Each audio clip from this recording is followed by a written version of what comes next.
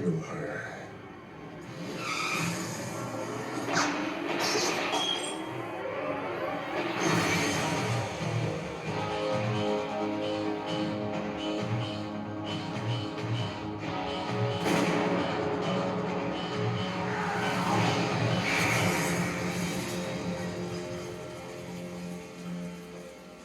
Which is funny, the very first line I ever spoke in a feature film is, hey, what's wrong with this picture? And the answer is, if we're speaking about the Terminator, nothing was wrong with that picture. What delights me about the Terminator film experience is remembering the audition. There was a frizzy-haired guy, he had a perm, and this attractive young lady, she had a perm, and it took place in a room about a tenth the size of the room we're in right now. There was barely enough room for a picnic table. These two, I guess, permed, coiffed hair people said they were making a movie with Arnold Schwarzenegger called The Terminator. And, you know, we had no idea what it was going to be like. And I did the audition, and my last line was, "Fuck you, asshole." And Jim Cameron said, "I believe that." Audition over, offered the job. We go and shoot it. Marvelous experience. First feature film. I'm still in college, 1984. The movie comes out. My friends are coming and going, "Brian, Terminator's good." I'm like, "Really? Schwarzenegger?" "Yeah, no, Brian, it's a really good movie." So we all went to watch it at Man's Chinese Theater. And to this day, I have never had the same experience where I'm watching a movie going, "Oh, this movie isn't good. This movie is great. This movie, oh my God." That's, in a nutshell, the Terminator experience for me. And also, the thing that you don't realize, oh, I just have a small part in the film. The fact that you have that credit on your resume immediately, even if, let's say the films of the past, if you're a young actor and you had 2 lines in The Shape of Water, that is a very powerful thing on a resume that you're in a current great film. So did that have an effect when less than a year later my first audition for Cobra came up? We'd have to ask them, but because that's a side of the process that we don't get to jump into their heads and say, "Oh, the director of Cobra looked at this and said, oh, he's in the Terminator, let's see him." We don't know that happened. But it's on my resume. It will always be on my resume. I can say that Brian Thompson is thrilled to have Terminator on his resume. Standard agency call. "Hey, we got you an audition." I was nervous. I was beyond nervous. You're psyching yourself up. You're doing all the relaxation exercises that you've learned in drama school. You're the deep breathing. I'm gonna go meet Rocky. I was in love with Rocky, like everybody in America was, just about. And I'm gonna go meet him, and with a chance to work with him, it was amazing that I made it through the interview and they didn't think I was some rube that just fell off the bus. And I remember him, in the first interview, he said to me, "Brian, are you ready to play a lead in a feature film?" And without hesitation, I said, "Yes, I've been training for this for years." And I looked him right in the eye back. And he looked at me, he gave me that, to intimidate me with his stare, which I'm sure he did, but I tried not to show it. Yeah, I remember that question. The audition was much of the dialogue that was the final climactic scene. "You can't stop the new world. We kill the weak, so the strong survive. You can't stop the new world. Your filthy society will never get rid of people like us. It's breeding them. You'll never get rid of people like us." It was an intimidating dialogue I have to go in an audition with. Met her. Okay, then I got a call back, met the director and her.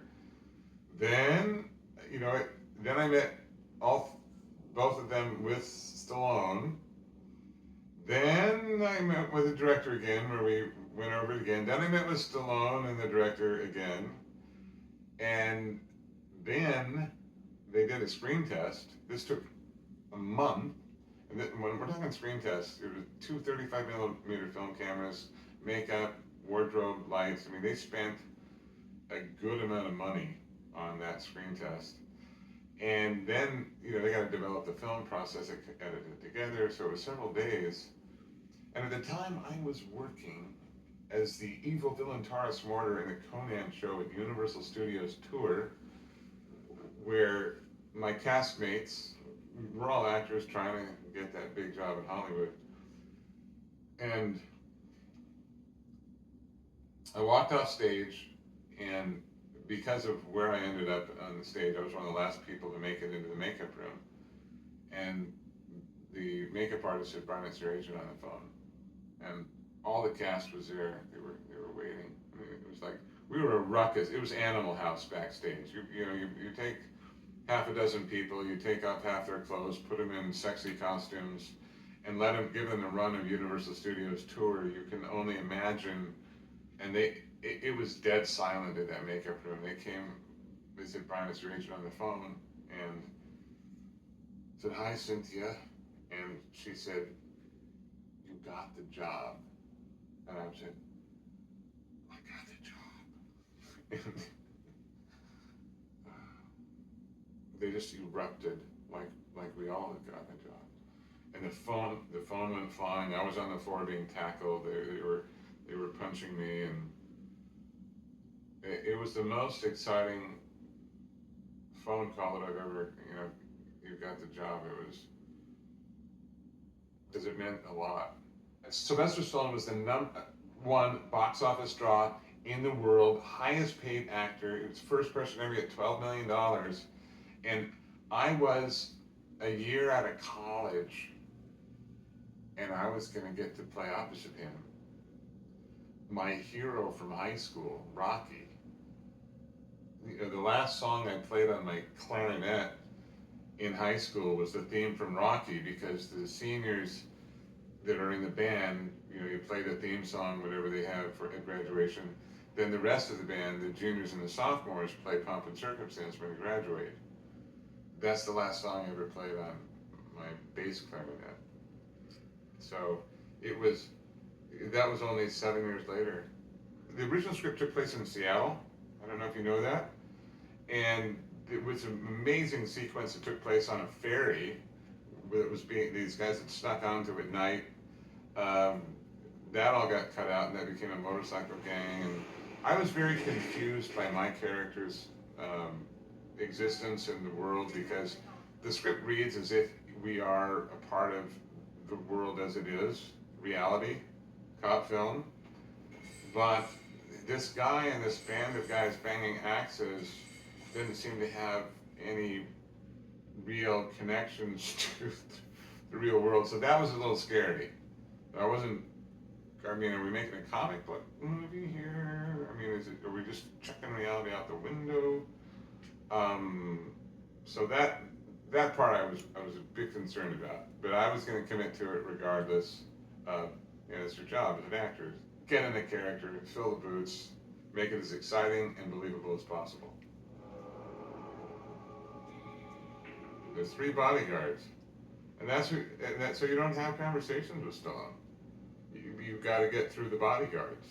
Because of the blatant absence of character development in the script, I went to Stallone and Cosmatos, hoping to have a character discussion like you do with most large parts. And I don't remember exactly, but I tried to be super tactful. This was Rocky, for God's sakes. Hey, Sly, because they told me that he liked to be called Sly.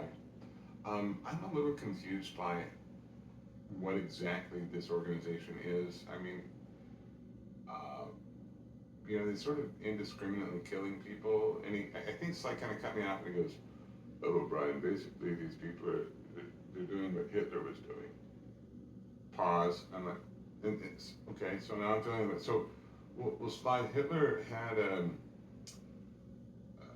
a machine set up to remove the wealth from the people that he was exterminating. And in the script, we're just indiscriminately like killing this girl in her car. We won't show like we have any particular method, reason why, that we can get bank accounts or something. Long pause. I look at George. George is sitting there. What if, so I was back on me. I go, what if we got some Polaroids? And, maybe showing that we had files on these people. And Sly looks at George and goes, yeah, get him some Polaroids. And we never got any Polaroids. And that was the entire character conversation that I had with George P., the kind of director, and Sly, who was engaged to and married Brigitte Nielsen during the filming of the show. I wrote a 2-page manifesto called Abaddon's Credo or Abaddon's Manifesto. And it's not something I've looked for a long time, but I tried to fabricate my own methodology for who we were and how we got there. Actually, no, the manifesto was just our goals as an organization. How those goals could have been carried out by a bunch of axe-wielding guys on motorcycles, I wasn't able to build that bridge. When Stallone walked on set, George P. was like, yes, oh yes, Sly, yes. And Sly was like, I want a 2-shot over there, I want a shot over there. Brian, you're gonna be going over here. Sly directed the film, and the classic shot of my character saying pig with the spit flying out, I want that spit backlit. Brian, you're gonna be putting a lot of water in your mouth, and I wanna just see that spit come out of your mouth. We're gonna be this tight on you, and when you say pig, I just wanted to explode out like that. I mean, he completely knew exactly how that shot was gonna look, and it's an iconic shot for my character saying that word. The court is civilized, isn't it? Prick. So because George P. was so, his role was so reduced when Stallone was on the set, when Stallone wasn't on the set, George P. was tyrannical. Quickly!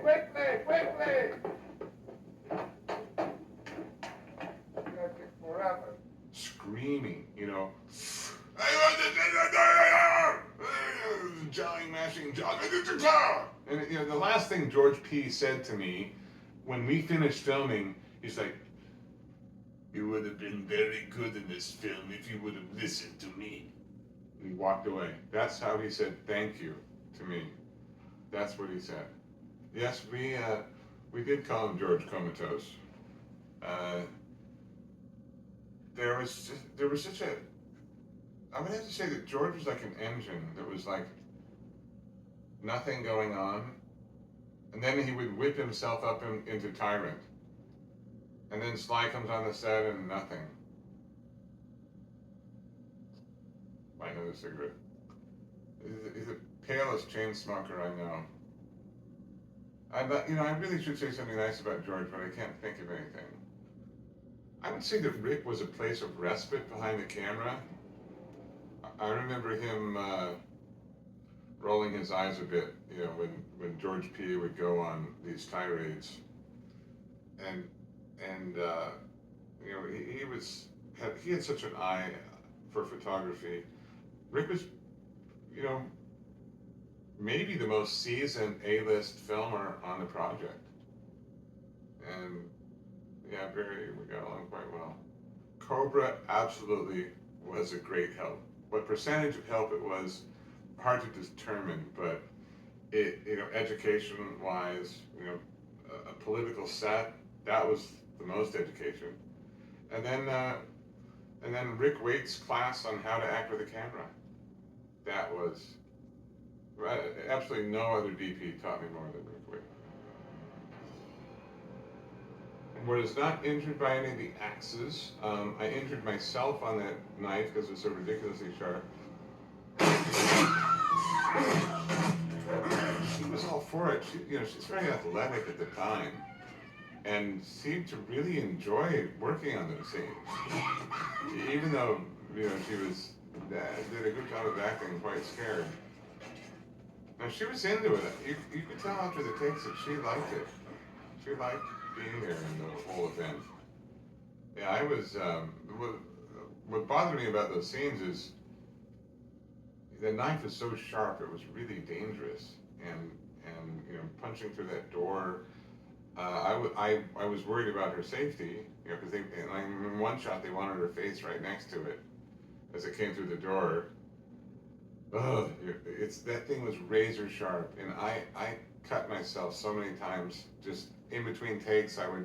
Because they wanted me to hold the knife because it was all clean and polished, and I would be talking like this, and I'd brush it against my legs, and I'd have 3 holes in it. Oh fuck! Damn it! Ugh. The thing, that finished weapon, the hero weapon, it's a work of art. It's perfect. It was the guy Herman Schneider that built it. He really made a masterpiece. Sharpest knife, maybe the sharpest knife I've ever held. So I certainly never cut myself more than any other knife. It had 2 dull ones, but those were for the long shots. But when they had to feature the knife, like when I was sharpening it, it was the one hero knife. They had 2 aluminum ones. And then I wish this knife was still around.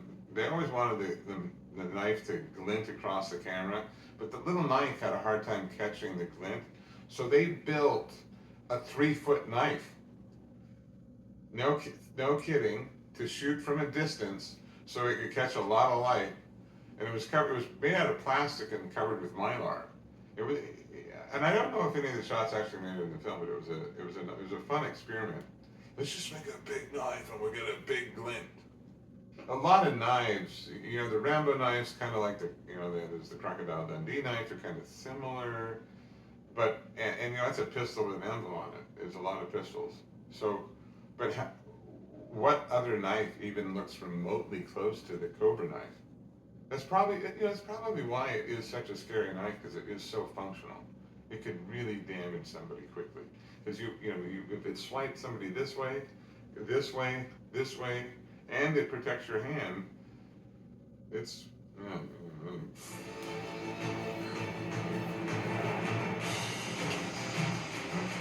No. Oh, that's it. It was an orange grove that became a steel mill.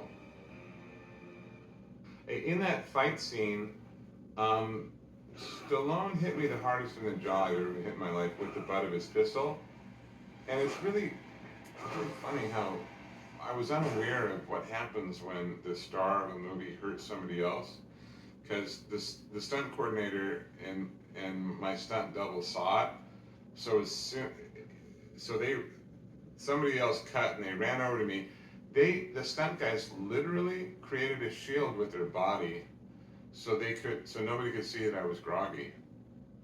And Terry Leonard's grabbing me and saying, "Brian, are you okay? You fucking okay?" I said, I don't know, my jaw's really sore. So that butt of that pistol caught me right here in the jaw. And just okay, Brian, just shake it off. And they're doing their best to make sure that nobody knows I got hurt by Stallone. And ultimately, it was just it was a bruise thing. It was sore for a few days, but we had to go on with the fight. The thing that really pissed me off was, and this is George P. Cosmatos' fault, and it was the special effects guy's fault. There's a scene where they wanted my head in that manhole cover. I'm looking down through a manhole in the foundry, and Stallone looks up, and I pull my head out and run away.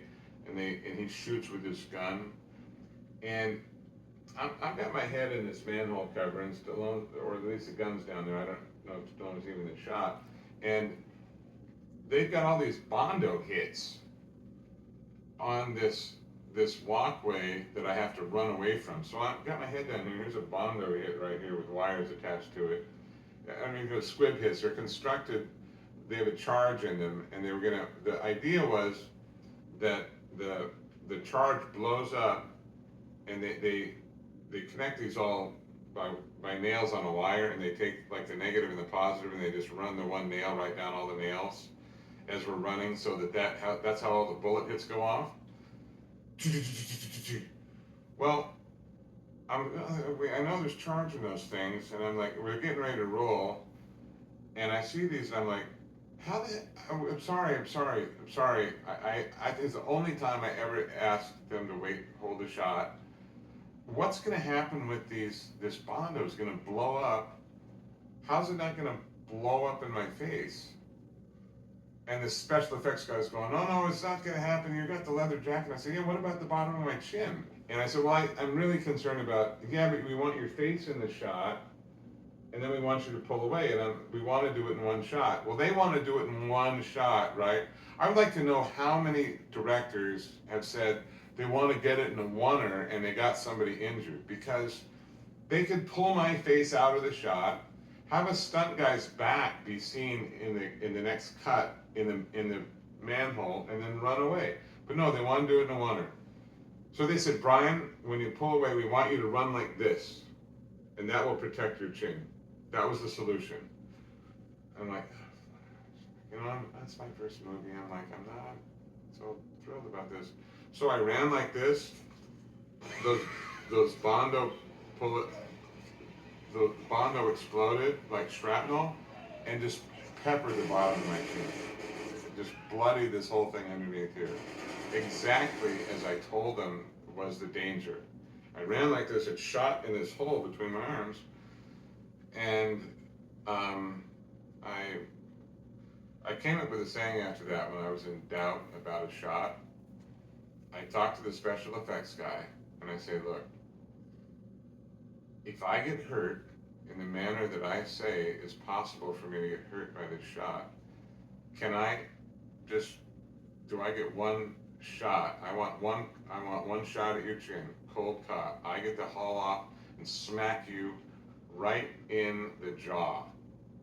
Do I have your permission to do that if I get hurt?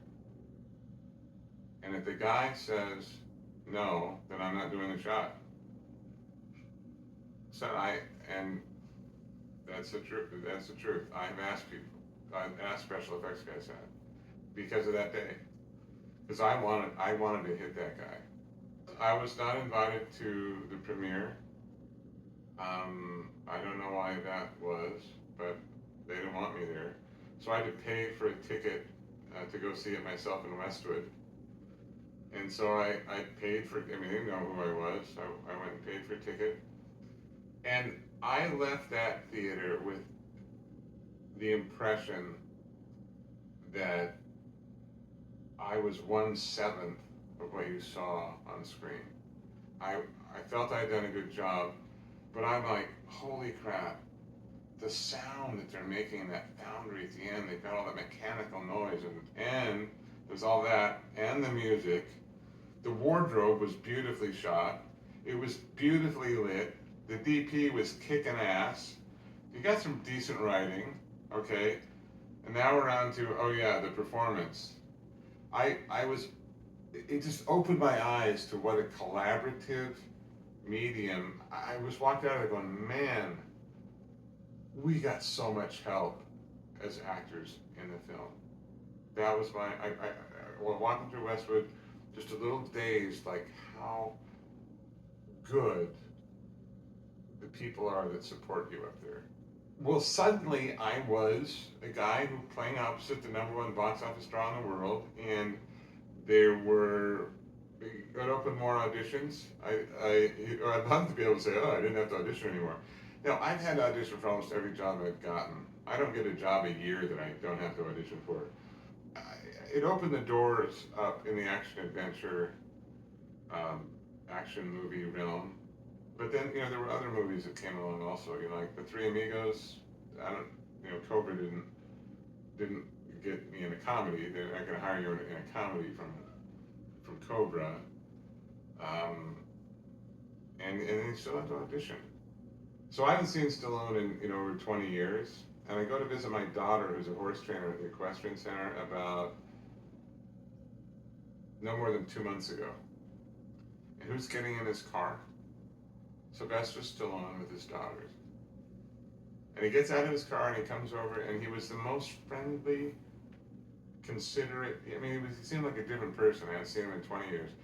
And who was giving his daughters horse lessons? My daughter. And I don't remember all of our conversation, but I said, you know, who'd have thought, you know, it's like, who'd have thought that, you know, 30 years later, my daughter would be giving your daughter horse riding lessons? Sly says, I did.